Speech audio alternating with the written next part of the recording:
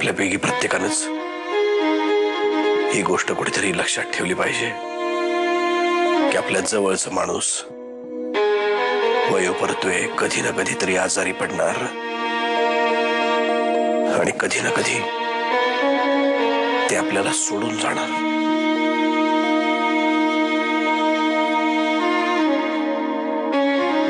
आपण फक्त एवढंच करू शकतो की आत्याबाईला जे काही झालंय त्याची तिला कधीही जाणीव होणार नाही याची काळजी घ्यायची। तुम्ही त्यांना 15 दिवसांची मुदत दिलीये ना? मग काय करणार? तो स्वतः मुलगी बघायला तयार नाही, प्रत्येक वेळेला नवीन कारण।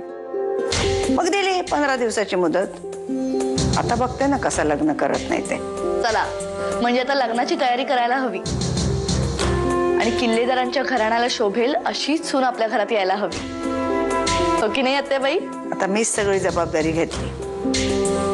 15 दिवसाच्या आत आपल्याला नरसिंहाला बोहल्यावर चढवायचंय आणि त्यासाठी मला तुझी मदत लागणार आहे। हो, अहो तुम्ही कधीही मला सांगा, मी कायम तुमच्या बरोबर आहे।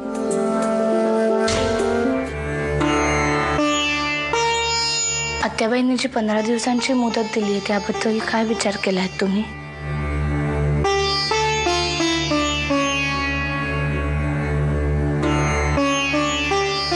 तुम्हाला राग येणार नसेल तर मी काहीतरी सुचवू?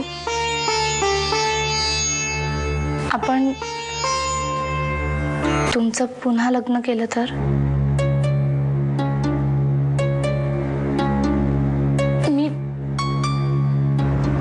मी काय म्हणते ऐकून तरी घ्या।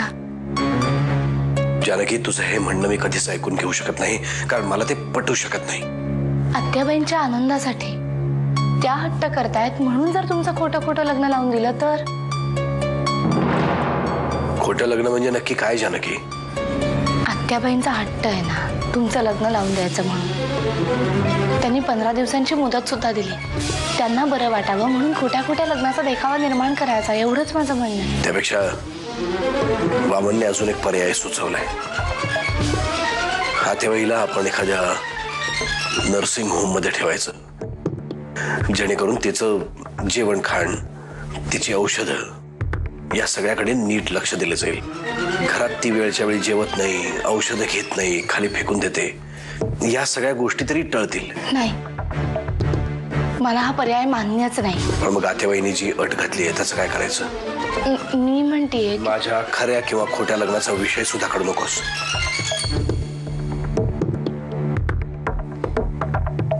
आपण वामनदादांशी बोलून मग काय ते ठरवूया।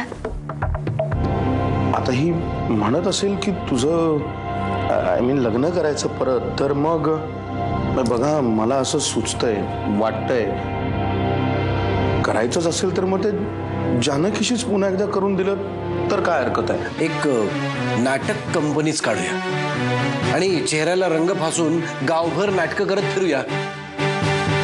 असली पोरकट नाटकं, एकदा तुझं लग्न एकदा माझं लग्न चालू राहील वर्षानुवर्ष। असं काय करतोस? आता हे जे काय चाललंय ते सगळं आता आत्यासाठीच तर करतोय ना।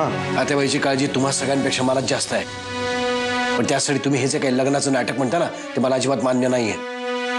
आणि जर माझ्या मताला या घरात काही किंमतच नसेल तर तुम्हाला घालायचा तो गोंधळ घाला। दादा दादा,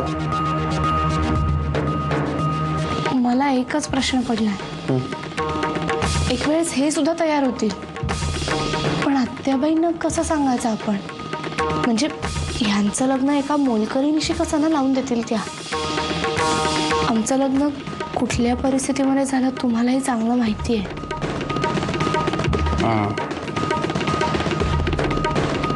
म्हणजे काय आहे, तुमच्या लग्नाच्या वेळेला जी परिस्थिती होती ती परिस्थिती पुन्हा तिच्या समोर उभी करावी लागणार।